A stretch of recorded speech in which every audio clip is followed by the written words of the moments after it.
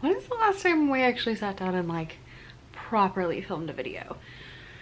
I feel like it's been a while. It's been a lot of like super chill videos and here's this and here's that, because y'all, it's been a time. It's been a time between getting a new job, end of school year, packing up my classroom, and then like renovating the house. It's been I made an iced coffee. It was really disgusting. Here's take two. It's a lot better. We're gonna talk today about content, and specifically how to make your content a little bit easier.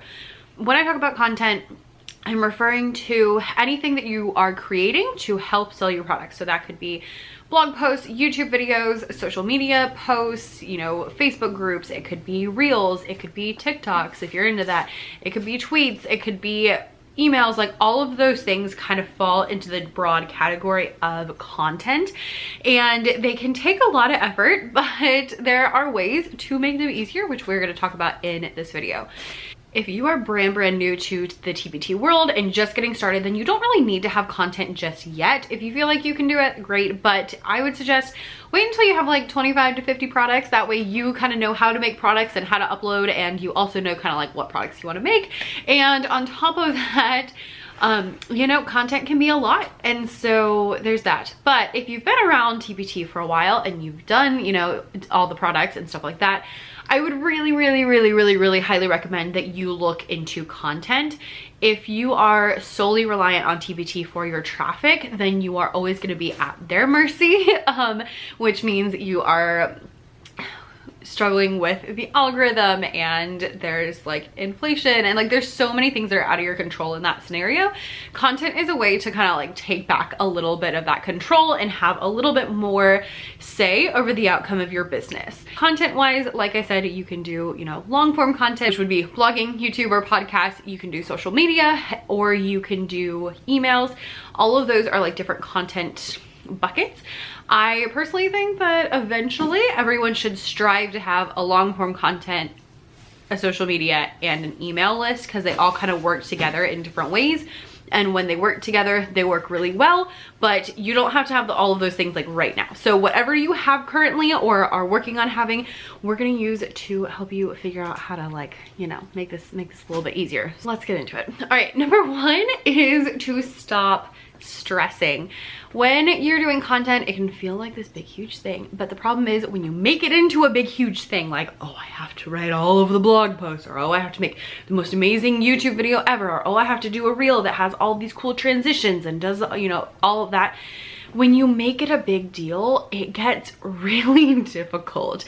And if you're great at all that stuff, like, go for it. But especially if you're newer, or if it stresses you out, stop worrying about it and just go for it. Half of the reels on my Instagram are just me talking to the camera, and you know what? I think that is so much easier than all of the other things. Does that mean that I don't do those things? No, it just means that having ways to make our content easier is a game changer. For example, here is me talking to you on the other side of the camera.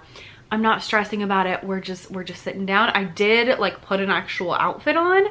I did fix my makeup. I did fix my hair because it is like pouring outside, so the rain was not having it. But I'm not making like a big huge thing about it and making it so difficult that I can't do it. Okay.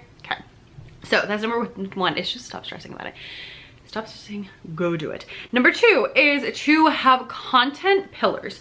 So the idea of content pillars is not something that I come up with, but it is a very popular idea in the content world. And that is to have, like, think of a, like, I maybe this is because I'm way too into like ancient civilizations, but I always think of like the Greek temples that have like the pillars coming up in the front. And so your content pillars are literally the things holding up your content that are the topics that you talk about the most. So for example, here on this YouTube channel, I talk a lot about content because I'm very passionate about content. I talk about things like time management, and I talk about things like TPT. You know, so, you know, I talk about all of those kind of things, and I have those like pillars of content that I draw from. In the music world, I talk a lot about centers. I talk a lot about like folk song lessons, and I talk about like movement and games and engaging your kids. And those are kind of like my 3 content pillars. So when I am stuck for something that I can create, I think, okay, well, what's a game I haven't shared before? What's a lesson that I use with a folk song that we can talk about? What are some movement activities we can share? Because those are things that I talk about a lot. Those are my content pillars. So your content pillars might be teaching creative writing and teaching grammar, I don't know, or whatever, but have like your content pillars that are your typical things. It's a little bit different for me on like Instagram because like I have a TPT Instagram. It's at becca.e.davis. You can go follow over there, and we talk about TPT, but we also talk about like coffee, and we talk about books, and we talk about my dogs. And so my content pillars over there look a little bit different, but anytime that I'm going to post something, I can draw on those pillars as ideas. And if you're not sure if you should post something, think like, okay, is it within my pillars? And if it is, then go for it. I don't know how it's always the blue one that makes it in here. I have 5 of these. And number 3 is to schedule time to create your content. One of the most difficult things about any kind of content, whether that's filming reels or, you know, making blog posts or anything, is the time factor, because they all take time. Even if a reel only takes a little bit of time to film, you still have to find that time. This is something I think about a lot because it's like in the school year, I don't have a lot of time, obviously, but my time is so structured that it's actually kind of easy for me to do this. So having a time scheduled that you can work on these things is going to be a game changer. So for example, for years, I've had 1 day a week that I film YouTube videos, and every week on that day, I sit down and I film YouTube videos. It might be 1 YouTube video, it might be 4 or 5, but that is how I ensure that I'm getting YouTube videos filmed. I do similar things with reels. I'll have like a list of reels that I think of, and then I'll go and film all of them at the same time. And just having those things scheduled out to make sure that I do them is great. Another example would be like emails. I always have a day a week that I sit down and write emails, and if I don't do that, then it stresses me out. Now, I want to caveat this with, don't get too married to your schedule on this. This is something I've been thinking about a lot because I came from the school year where, yes, I was super busy, but because I was so busy, everything was like super scheduled, and I knew when things were going to happen, and I knew then when I could film videos and when I could do this and when I could do that, because I knew, you know, basically what I was doing every hour of my day, because so many of them were accounted for, and I had to really think about the rest. Since school let out, because I'm filming this over the summer, since school let out, it's been really difficult because I have some days where I'm home all day long. I never leave the house, and I have ample amount of time to do all of the things. And then I have other days where, like yesterday, I was teaching at a summer camp all day. So I was at summer camp all day, and then I went to a meeting with a lady from church, and by the time I got home, it was 5 o'clock, and I was like, I haven't written any blog posts that I need to write. And what really got me thinking about this was that I have been working on transforming our house. And so I did like a whole renovation to one of our rooms and added picture frame molding and painted and learned how to use a saw and all of those kind of things. And so I would be, you know, all day long I'd be painting and sawing and nailing things and sanding and all that kind of stuff. And I'd get to the end of the day and I'd be like, oh, I didn't write blog posts. And normally I write my blog posts, like I'll have a scheduled time, like I do it at this time. And it would be like 10 o'clock at night. And I was like, well, not the time that I planned to write blog posts, but I didn't plan on this project taking forever, so we're just gonna do it. And so instead of, so yes, have a scheduled time, but if that scheduled time doesn't work out, don't make excuses for yourself and be like, oh, well, I couldn't do it because blah, blah, blah. No, just do it. Just do it anyway. Just make it happen. Right now, my office is a full-on disaster. There's like stuff I brought home from school. There's stuff that we bought the other day that I haven't like taken out to like decorate the house. There's like an extra plant that needs to go in a pot. There's a table that we moved out of a room and I don't know where it's gonna go. And so like my office is a disaster. But I didn't let that stop me from doing these videos. Instead, I was like, we're just gonna clean this much and then we're gonna film the videos and we'll clean the rest of it after. But don't, like, have a time scheduled that you're going to work on things, but don't get so married to it that it makes it so you don't do it if that time is messed up. Does that make sense? I hope so. Especially because you can't actually answer me. Well, you can answer me, but I won't see it. in a timely manner, or maybe ever. I'm really bad at answering comments, so I do apologize in advance. Send me an Instagram message if you need to talk to me. All right, number 4 is one that's not gonna shock you, and that is batch. Batching means that you do similar like tasks at the same time, and batching is a way of life that will change your life. For example, filming videos. Right now, I had to clean enough space for me to sit. I had to pull out the lights, pull out the tripod, get a fresh battery. Like, I had to do all these things to film a video. And so if I was gonna do all this stuff to film one video, no offense, but it just would not be worth it, because it would just be a lot of work. But if I'm gonna do all that work and then I'm gonna film like 3 videos, then it makes it so much more worth it, because I don't have to do those added steps. I don't have to pull out the lights for every single video, because I only had to do that once. And so if you can do things where you're batching, you're shoving things together, it will make things much easier. It'll also help you get kind of in a roll, or what do they call it? In the flow, I think is the fancy word for it, but in the flow of things. So for example, I've been batching my blog posts, and so I've been writing 3. I am feeling very proud of myself. Actually, I usually only write 2. I've been writing 3 blog posts a day, and when I start, like at first, the first couple of paragraphs are kind of like difficult, but after I get the first couple of paragraphs, I'm just like blah, blah, blah, blah, and it is so easy to get the rest out, because I'm on a roll and I'm thinking in terms of like blogging, and I'm thinking about how to, you know, how to phrase things and all that kind of stuff. So it just kind of like helps your mind be in that area for longer, and that helps you to produce more results. So whether you're filming a couple of reels at the same time, today I was like scheduling out Instagram posts, like you just do a couple instead of one. If you're gonna do all that work to do 1, you might as well do all that work to do 2. And you don't have to do a million, just do 2. And you know, it'll double your productivity, double your output. There you go. All right, number 5 is more about like getting ideas for your content, and that is ask your audience for what they want to see. So this really only works if you have a way to like communicate with your audience, so specifically social media or email list, but ask them what they want to see.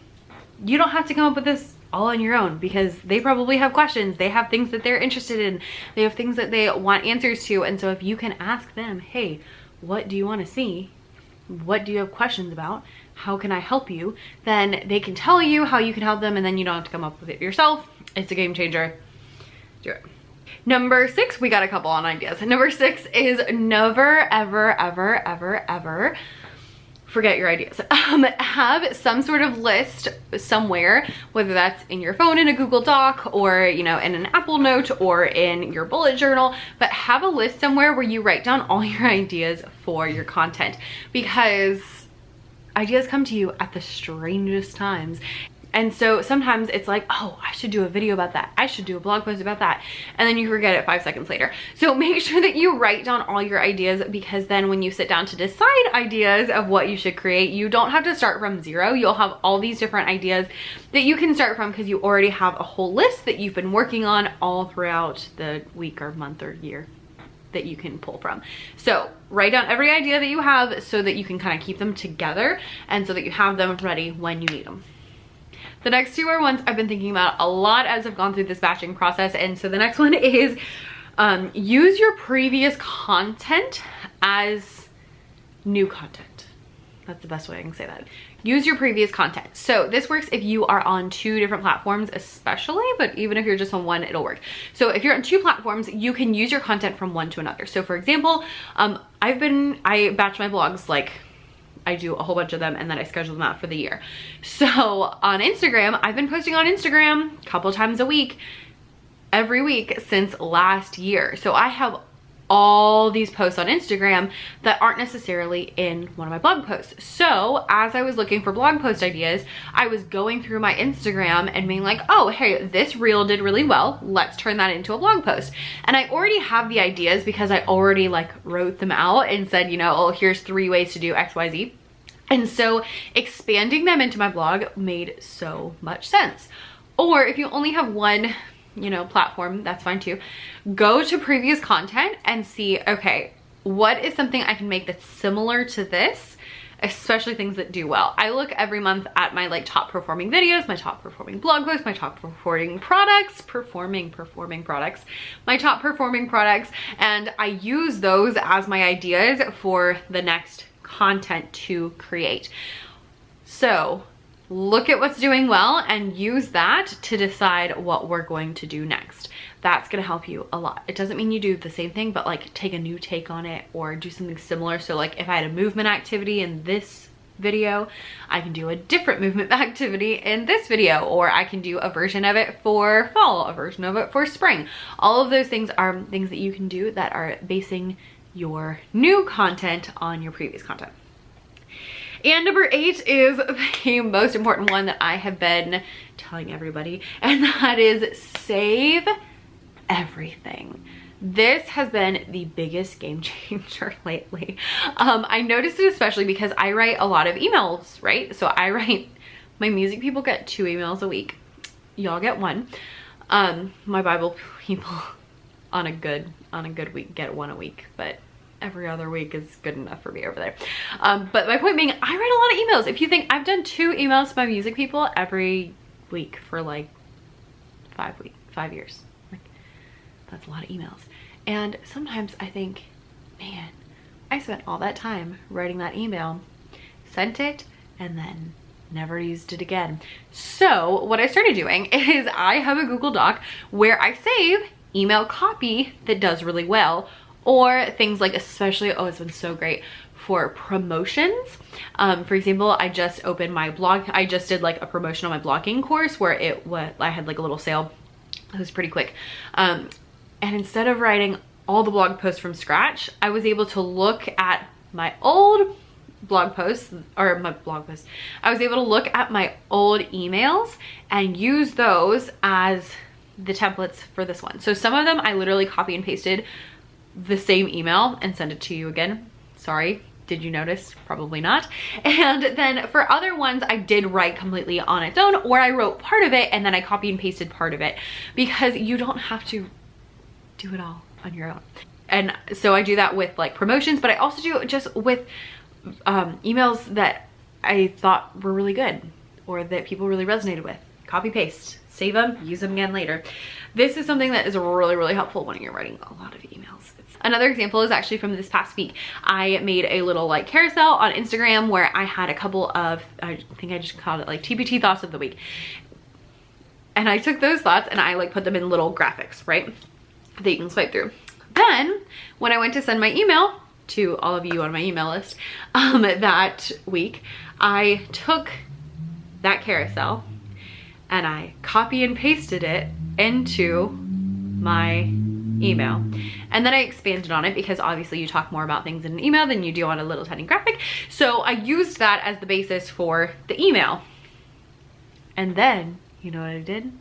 I used that as the basis for this video. And that's how I came up with this video, is because I was talking about reusing or saving everything and reusing old content and doing things like that. And so because I did that, I was like, oh, I could make a video about that. And some of this is different.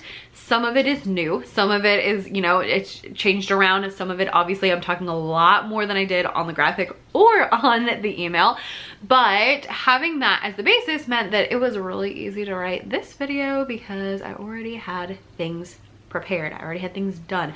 I had already thought about it. I already put that work out there, so I can use that to make less work for myself now. So save everything. Save your Instagram posts, save your email copy. Even with my blog posts, sometimes if I do like roundups, I might have, like, for example, I just wrote a blog post about my favorite songs for quarter rest. And I also wrote a blog post about my favorite songs that have frogs in it, because for some reason I have a lot of frog songs. I don't know. I have a frog song that has quarter rest in it. It's called Frog in the Meadow. It's amazing. If you're an elementary music teacher, you need to check it out. There will be a blog post about it very, very soon. But it's so great. But because I had these 2 different blog posts, I didn't rewrite all of the stuff I'd already talked about when I explained about Frog in the Meadow. Instead, I went copy, paste, because I'd already written it. And the likelihood that someone's going to read both of them, first of all, closely enough that they're gonna see that it's the same thing is very, very slim. And the likelihood that someone's going to see both those pieces is pretty slim. And the likelihood that they're gonna see both of those and be like, oh, that's the exact same thing she said about it last time is very, very slim. Because even if you read it again, you're probably not gonna notice it's the same, and you're probably not gonna be like, oh, she copy and pasted it, because it's the same thing. So obviously I'm gonna say very, very similar things about the same song, okay? And then third, even if you did notice, would you care? Probably not. Okay, so use everything, reuse everything, save everything. That is something that has saved me so much time through this set of blog post writing, because I already have hundreds of blog posts, which means I've already talked about a lot of the things that I'm talking about now in a new context, because that was one of our other things that you should do. And so it just, you know, it just all flows together. So that's the story about reusing the content. Reuse everything, save everything. No one's gonna notice. Not that I don't think y'all pay attention to my content, because I hope you do. And I really appreciate those of you who do. And I know some of you who do, but you're still probably not gonna notice. Especially when I'm like videos, because I'm gonna say it a little bit differently every time. So there's that too. Anyway, those are a couple things that are gonna help make your content easier, whether you are on social media, whether you're on blogging or YouTube or whatever.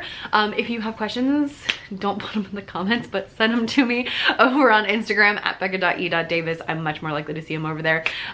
But yeah, that's all I got. Have a good day.